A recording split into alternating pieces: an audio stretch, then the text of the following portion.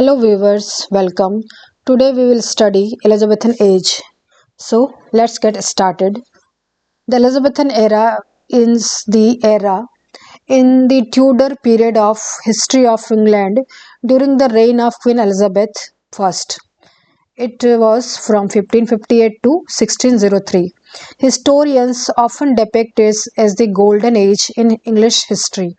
The symbol of Britannia, a female personification of Great Britain, was first used in 1572 and often thereafter to mark the Elizabethan age. As a renaissance that inspired national pride through classical ideals, international expansion, and naval triumph over Spain. The age of Queen Elizabeth, comprising the latter part of the 16th century, it has been called Golden Age in the history of English people.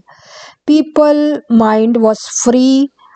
They felt immense freedom from tyranny of previous age. Reign of Queen Mary was dangerous. People no longer bothered about the shackles of medievalism, age of religious persecution, and this things of past was now changed. People did not have to struggle with poverty, starvation, and fear of foreign invasion. It was it was that Elizabethan age was a golden era of social, political, old, and the religious peace. Since people were free to spend time and preserve art and literature, great adventures was going on. Travel and new discoveries which fired the imagination of English people. They were inspired to devote their time for creative activity. It was golden age for literature, religious struggle, and the quarrels of the previous ages has stopped because of sagacity of Queen Elizabeth. It was age of peace and prosperity. Renaissance could come to full flowering in this age. The English Renaissance reached its apex during this golden age, which also saw the blossoming of poetry, music, and literature. The play written during this time period, including those by William Shakespeare and many others, are what have made England's historical theatrical tradition famous.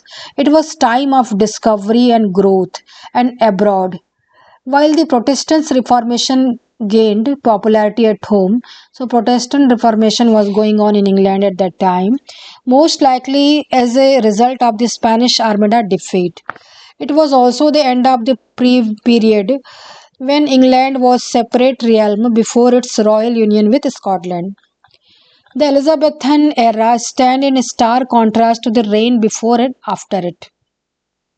So it was contrasted to previous age also and age following Elizabethan era also. It was a period of internal peace between the wars and the roses, war of roses in the previous century, the English Reformation and the religious battles between Protestants and Catholics preceding to the Elizabethan reign. It was era of total peace and then the latter conflict of the English Civil War that went during the Jacobean age and the ongoing political battles between parliament and the monarchy that engulfed remainder of the 17th century. So, young Queen Elizabeth was wise and efficient. She adopted the wise policy of moderation and compromise. Both Protestant and Catholics suffered religious persecution in previous ages. England was still divided into different forces at that time also. But Queen Elizabeth was a shrewd queen. She did not permit herself to be dominated either by the Catholics or by the Protestant. She kept extremes from both the sect under the check. She applied the policy of religious tolerance, and this helped in the Elizabethan age in many aspects. So, The Protestants and Catholics divide was settled for a time being, and by the Elizabethan religious settlement, and Parliament was not yet strong enough to challenge royal supremacy. So at that time, in the age of Elizabeth,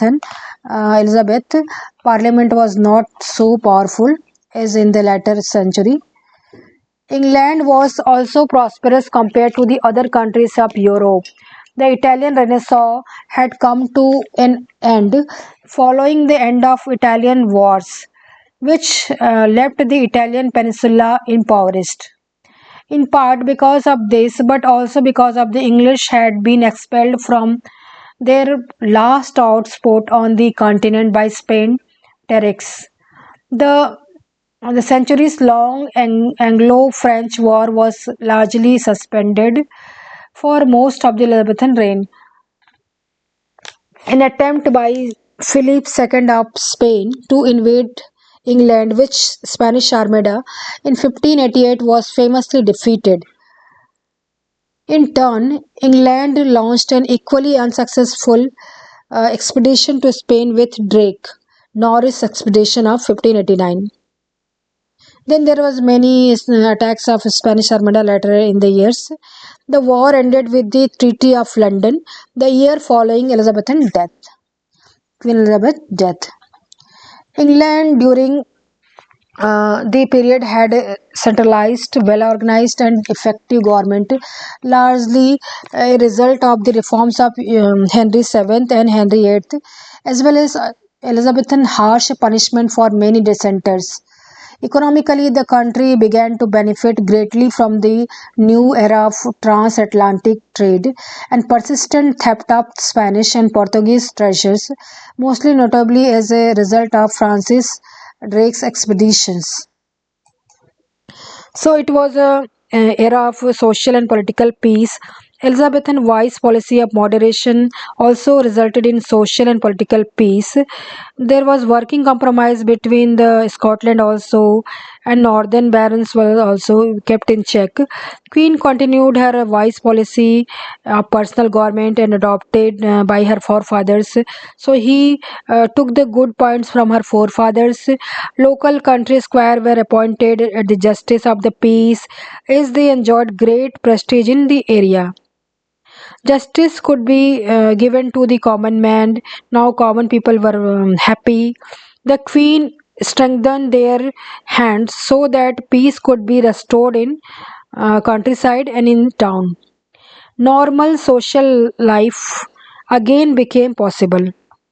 People were happy under her rule. The poor and the unemployed were also taken care of. Poor laws were passed according to which doles were granted to such as were unable to provide for themselves.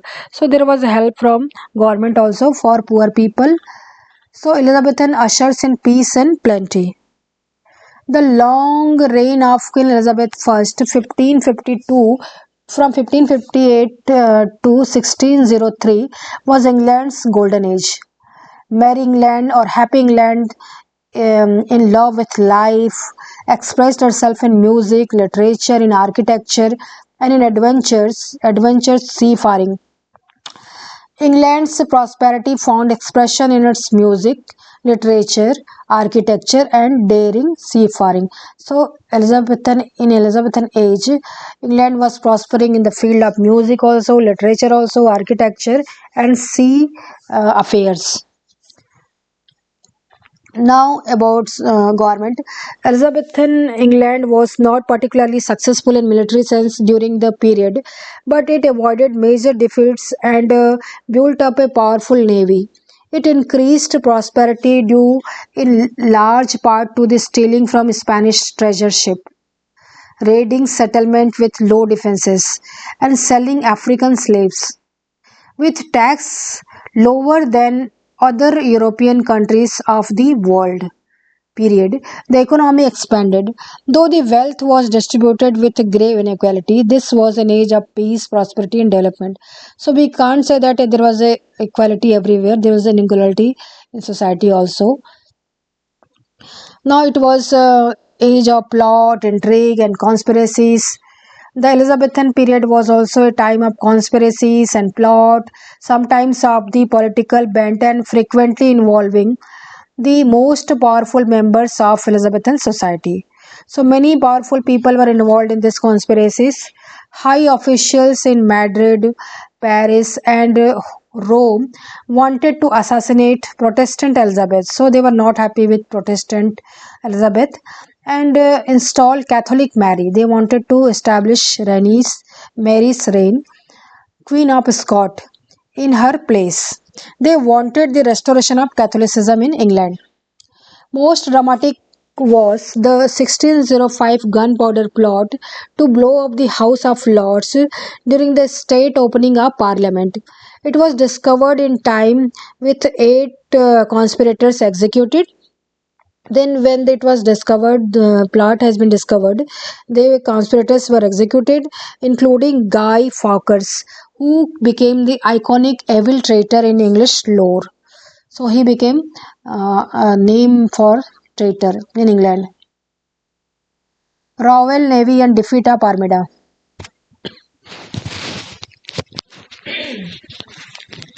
Spanish fighting the English Navy at the Battle of Gravelines in 1588.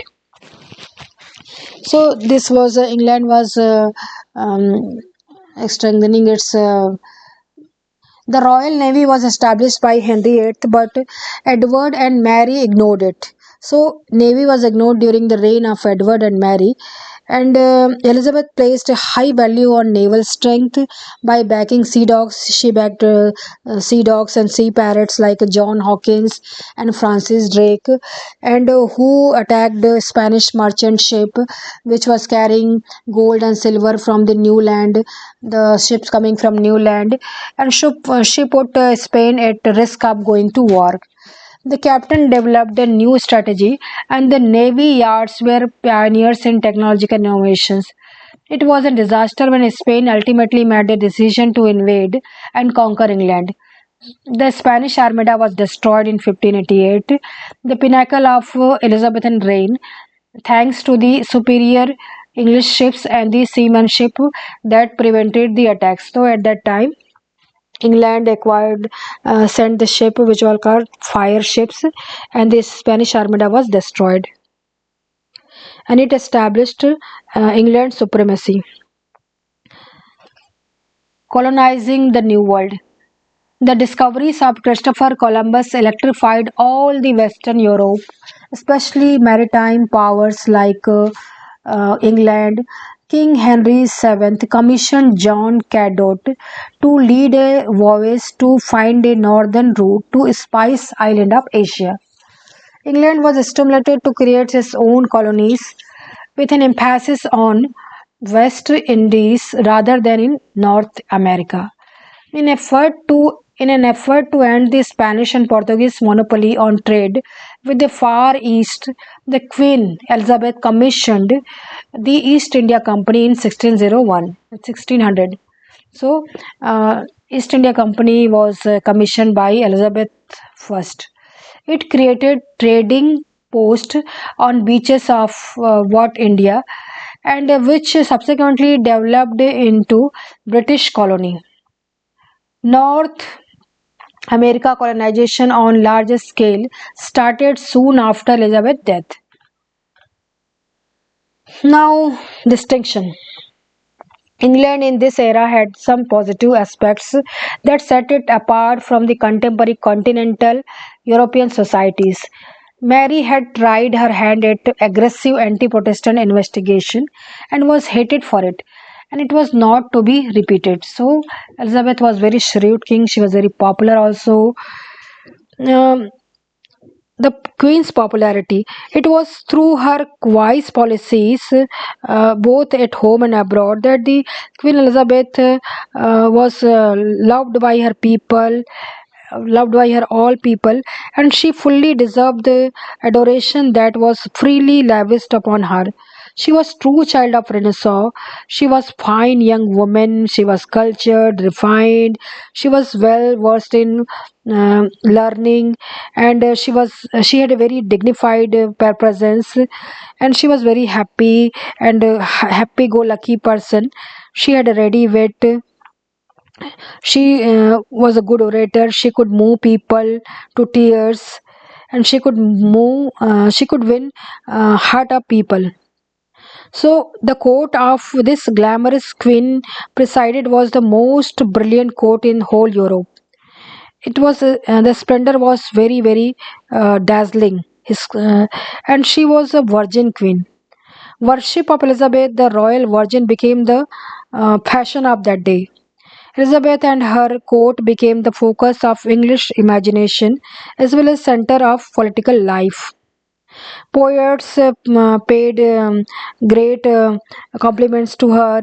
She was Spencer's Gloriana. So Edmund Spencer glorified Elizabeth in the name of Gloriana in Fairy Queen. Then Relics Cynthia, she was Relic Cynthia. Then Shakespeare also called her fair vessel throned by the West. The people worshipped her for, and she was rightly saw in her this incarnate spirit of the nation and the age, says Pinto. And she was the only English, but also foreigners were instinctively moved by her speeches and her personality. Now about the religion. Elizabethan was able to control and tame the fervent religious fervor of the day. This stood in stark contrast to the earlier and later period of notable religious bloodshed. Elizabeth said, I have no desire to make windows into man's soul. Her desire to moderate the religious persecution of previous Tudor reign. The persecution of Catholics under the Edward VI and the Protestant under Mary I appears to have had a moderating effect on English society. So English society was fed up with these persecutors and extremist monarchs. Elizabeth a Protestant, but she was not dogmatic. She was very free person, and she restated the 1552 Book of Common Prayer, which with some modifications.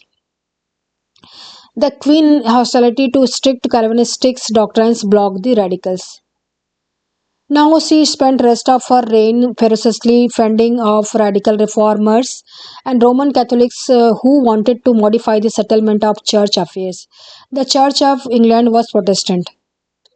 She resisted she resisted punishing Catholics for a period of years because she was opposed to Catholicism, not her Catholic subjects. So she was not opposed to her Catholic subjects. She was just opposed to Catholic religion, and she provided the cost was no trouble. So if uh, Catholic people did not harm her, she did nothing to them. Pope Pius V labeled Elizabeth a heretic in 1570, saying she was no longer the rightful monarch and that her subject no longer had to submit to her. To covertly preach and assist Catholics, the Pope sent Jesuits and seminaries. So Pope held sent people against Elizabeth first. If they refuse to assist, if some people refuse to assist her with England's government, clergymen were frequently tortured or killed after being captured. Catholics interpreted it as a religious persecution and took upon those who were executed as a martyrs. Despite the fact that they were not being persecuted for their religion, but rather for being traitors who supported the Queen's Spanish enemy. Now, about the health condition of the Elizabethan age, the Tudor municipalities were and cities were congested and filthy and dirty, despite only housing a small portion of population.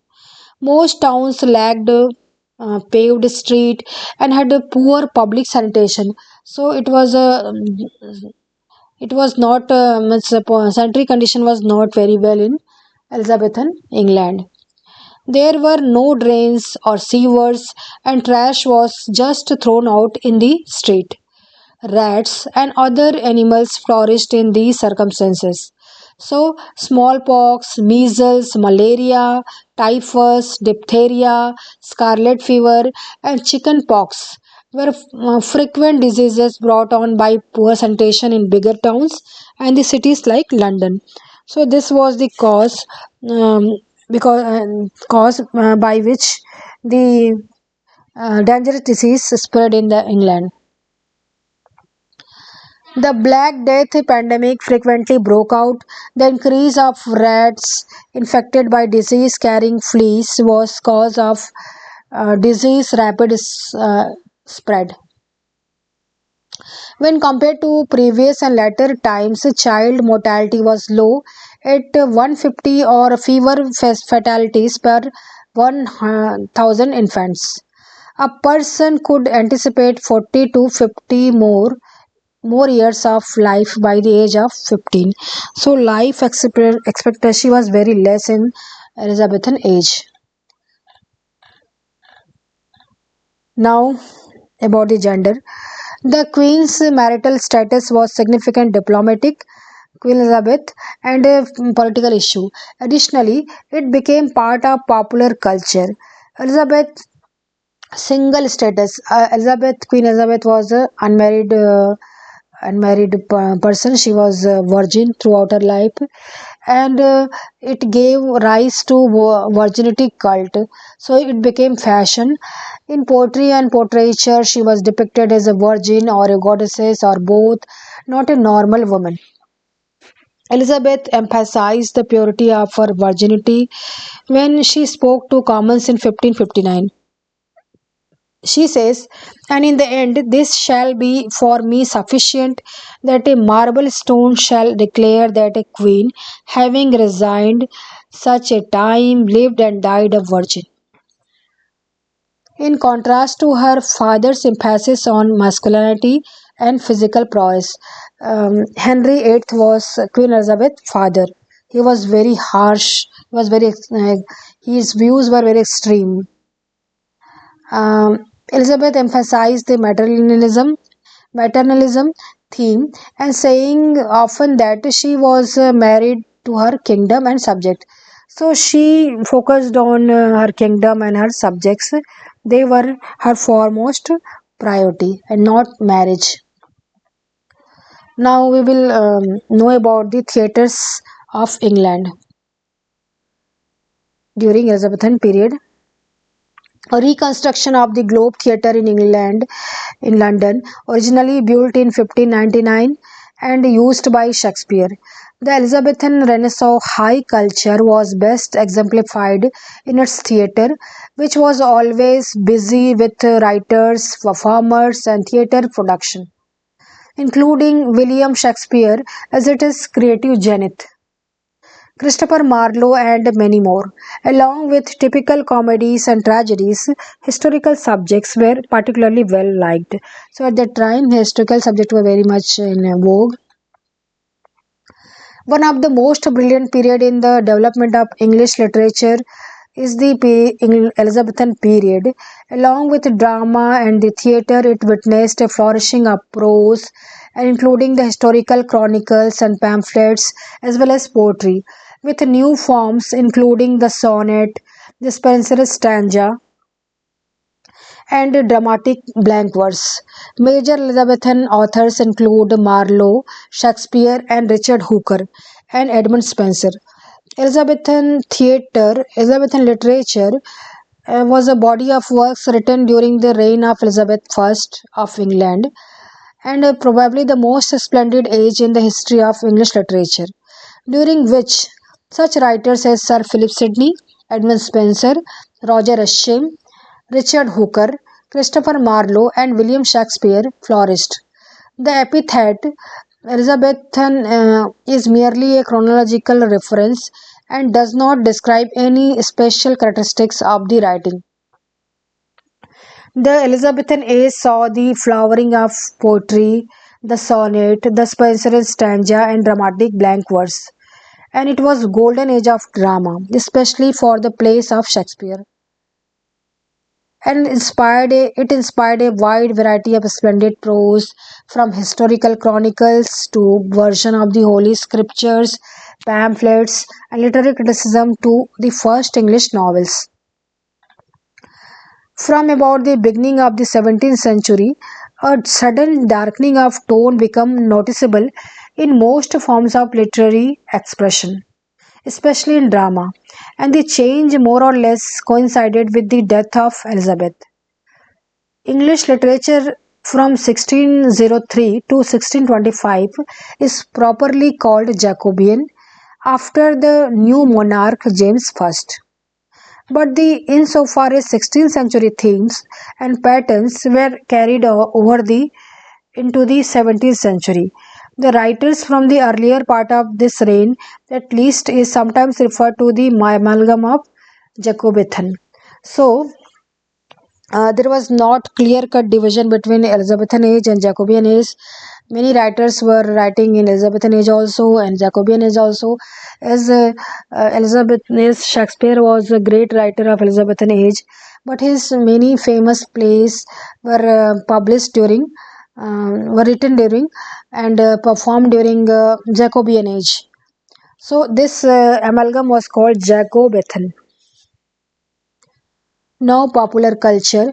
The annual summer fair and the seasonal fairs such as May Day were often vulgar activities in the Elizabethan age. During the Tudor era, theatres going grew in popularity. The actors used the courtyards of tavern or inn. It was referred to as the inn yards.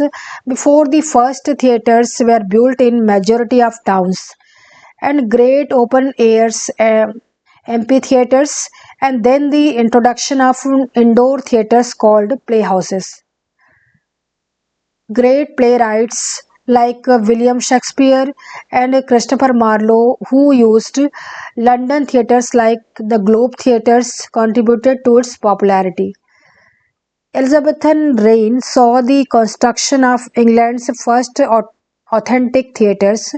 Actors used to wander from town to town, performing in street or in front of inns before theatres were built.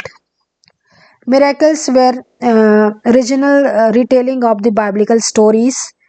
The originally they originally originated from the ancient practice of mystery plays, in which legends and fables were brought to life to impact wisdom and enlightenment about life in general. They had great impact on Shakespeare. So, in the age of Elizabeth, there was a craze for foreign travels and fashions also. Italy was the home of Renaissance, and it was the brilliant center of art and literature. And it going to journey to Italy was a craze with Elizabethan people. Everyone liked to visit Italy, and they were much influenced by Italy. And when they came from Italy, they imported the books from Italy and also the manners and mannerism of Italy. And young people, young person and gallants on the return home, when they return from Italy, they were very much influenced by Italian manners and as well as the Italian ways of living and dressing and fashion. Licentiousness of Italy and her sensuousness often corrupted English people who visited her. So it was a phenomenon. It was a at the time fascination for Italy was there. Then in Elizabethan age, there was great thought and great action. Thus, the reign of Queen Elizabeth was a glorious reign. It was a sunrise after a long period of darkness.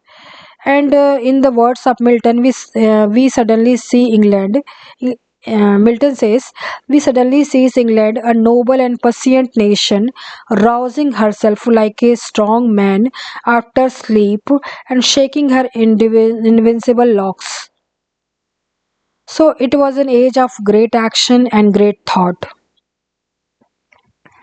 But it is not that there was only positive things in Elizabethan age. There was many negative things in age also. Like we mentioned in the poor sanitary condition. And but there is another side of this picture also. The Elizabethan age was an age of great diversity. It was age of wisdom, and but at the same time it was age of foolishness. It was age of both light and darkness, age of reason and unreason, hope and despair. And for some people condition of life was very good, but for some people like poor people, life was very backward, and for especially for middle class, they still suffered much. It was age of inequalities. There was so much bloodshed, and there was travel brawls and fightings, and we can see references of these things in plays of Shakespeare, like Much Ado of Nothing in Henry IV Part One and all that. So it was a age of brutality, and with such brutal sport in that age, brutal sports like bear baiting was loved, and like cock fighting, and we find these references in Shakespeare plays. And there was so much ignorance and superstition in this age also. It was age of ignorance and superstition. um, it was in age advancement of science was being done, learning majority of people but still believed in witchcraft and charm and omens of all kind. And there was a frequent appearances of supernatural in works of Shakespeare. Like we can say that we find references of ghost in Julius Caesar, and in Hamlet also. Reference of ghost is there. Witches in Macbeth, we find witches in Macbeth. There are fairies in Midsummer Night Dreams, and in Tempest also. um, and there are witches in Tempest also. And so medieval science was still at the very basic level, and all sorts of imaginary cures were for ailments were prescribed. And at that time the mad person were treated very badly.